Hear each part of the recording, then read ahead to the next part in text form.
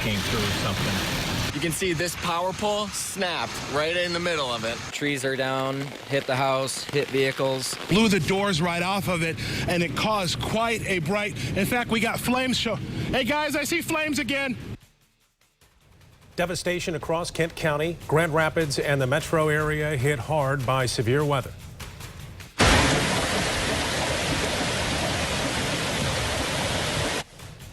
That brutal blast packing a punch. Here's where things stand. More than 20,000 without power in Kent County.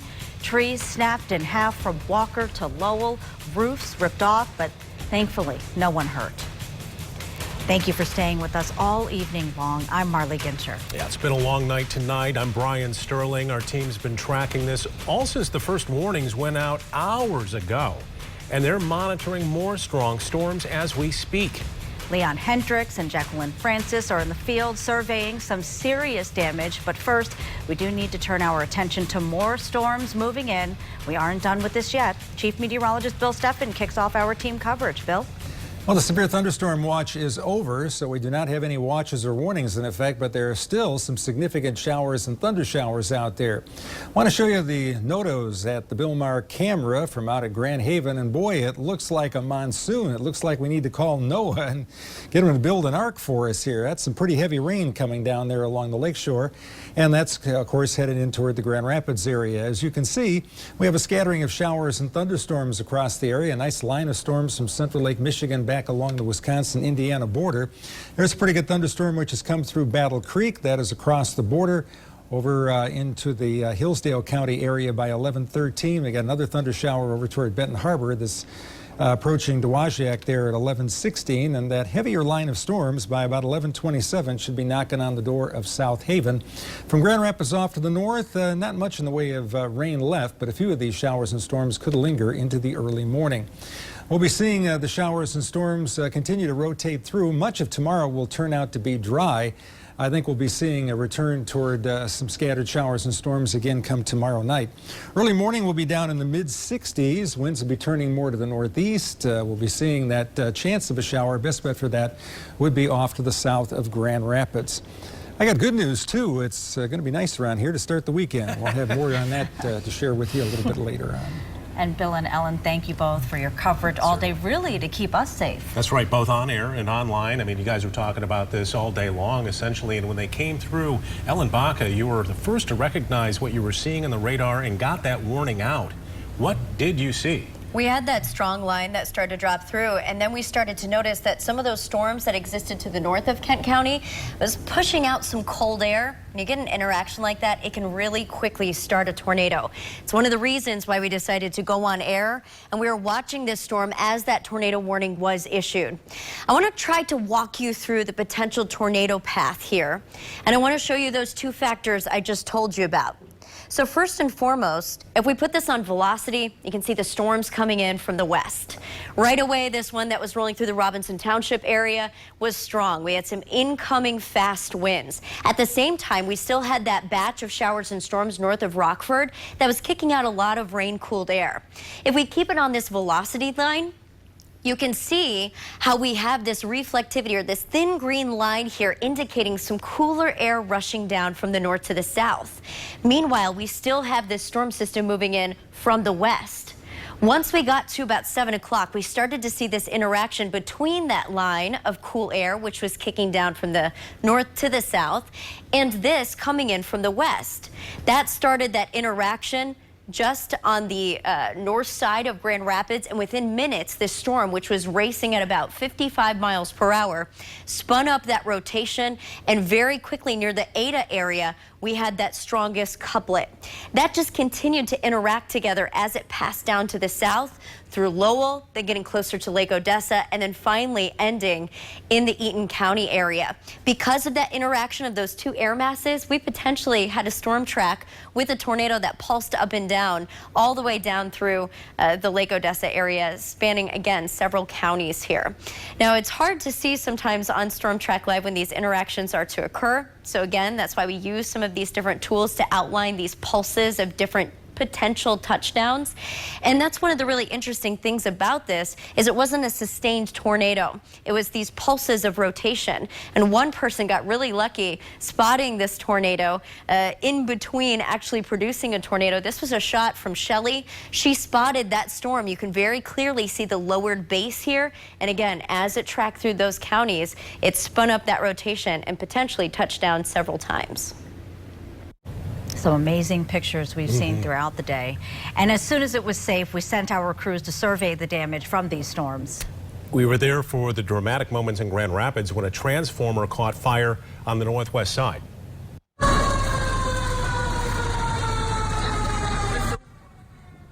Firefighters were able to respond and knock down those flames before the fire spread into any buildings. Leon Hendricks is now live just north of I-196 in the Belknap Lookout neighborhood. All right, Leon, what are you seeing now?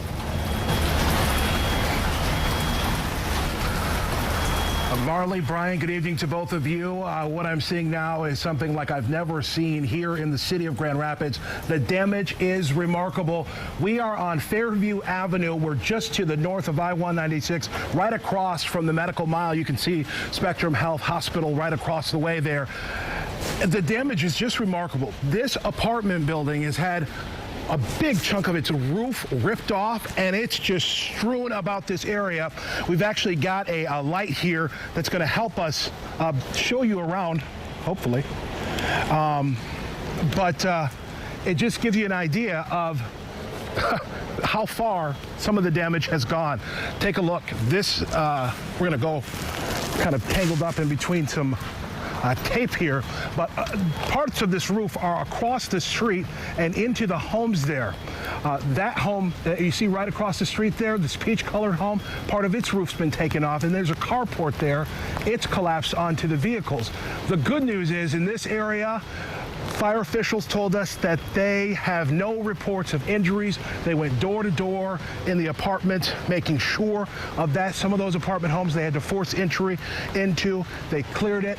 Everyone is safe following whatever came through here, but it's not disputed that what happened here is quite close to unprecedented here in our area.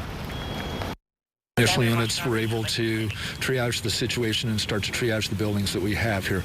We've ascertained that we have 4 structures that have suffered significant structural compromise. We have gone through and been able to locate and speak with all of the tenants from the area. There are no reports of injuries, no fatalities in the area, and all of the sheltering needs for the residents of this area have been met already tonight. This is still very much a dynamic situation, and we just ask individuals to stay out of the streets of the affected areas, and if you don't need to be out, please don't be. Captain, how long have you been with the department? I've been with the department for 24 years now. How does this rate in terms of damage you're seeing? This is a totally unique situation. It's not something I've encountered previously in my career here in Grand Rapids. Back here live at the scene, parts of the roof here down on the ground, and here we have lines down, power and cable lines that have come down. Difficult to see in the dark, so safety, of course, very much a concern if you are going to venture out here in the dark here tonight. We're live on the northeast side. Leon Hendricks, News 8. Yeah, definitely unique to have it develop over the city center like that, and Belknap, and they're up on that bluff.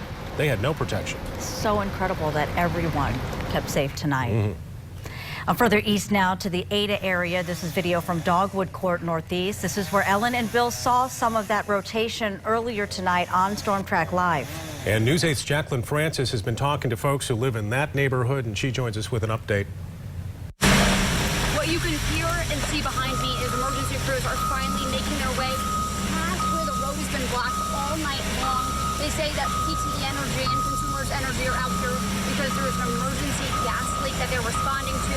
Now, fire officials have also been down that road where trees have blocked anyone from getting down there, especially vehicles, all night long. Now, one firefighter who responded on foot said that when he went down there, everyone was safe. Trees had fallen on houses, and it's pitch black. There's no power down that way.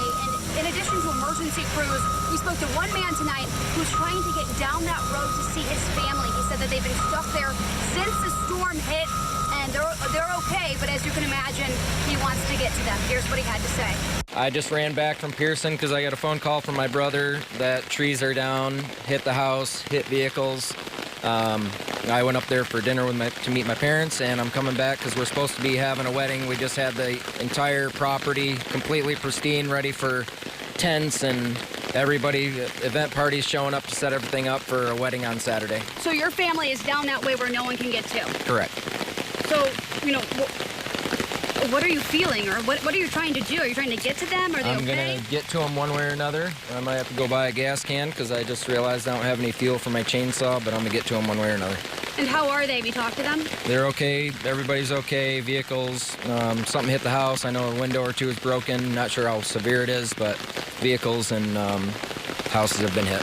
So again, behind me is that bulldozer trying to clear a path. All the trees that have fallen in the road, they're trying to clear a path so that crews can get down there to respond to the gas leak. And of course, there are residents inside those homes who will want to make their way out as soon as the roads are clear. In Ada, Jacqueline Francis, News 8. This all started during News 8 at 5. Bill and Ellen were tracking a tornado warning in Newaygo County. They were all over it, and our crews have also been there tonight. Here's a look at what we saw. This is video we're just getting in now from outside of the city of Newaygo. Several trees down there.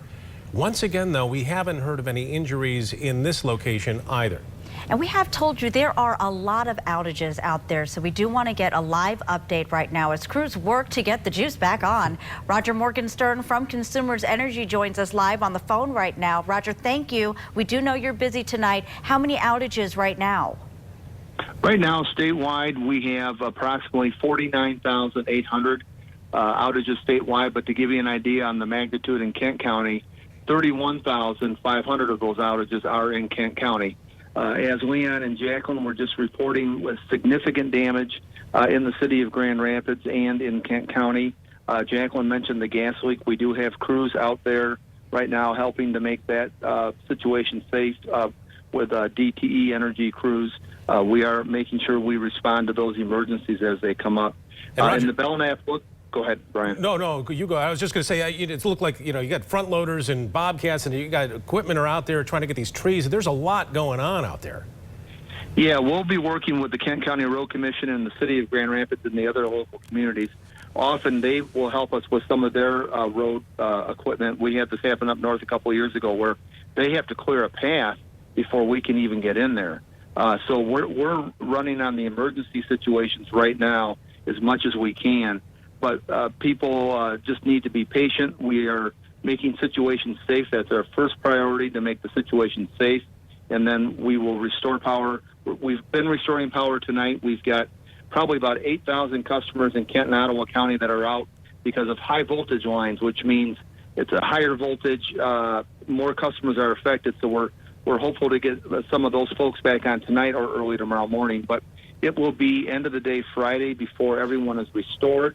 And as Storm Team 8 will probably tell you, that we've got some unsettled weather the next couple of days, so we may have additional outages coming in, which will extend those restoration times. All right, and we will be thinking about your crews as they are out there, hoping they are all staying safe as well. Roger Morgenstern with Consumers Energy, thank you for joining us tonight. Thank you, Roger. Yep. And make sure you download the Storm Team 8 app. Boy, it is especially important when you have weather like this tonight, when you have no power. We'll alert you whenever dangerous conditions are headed your way. This is free. You can find it in your app store.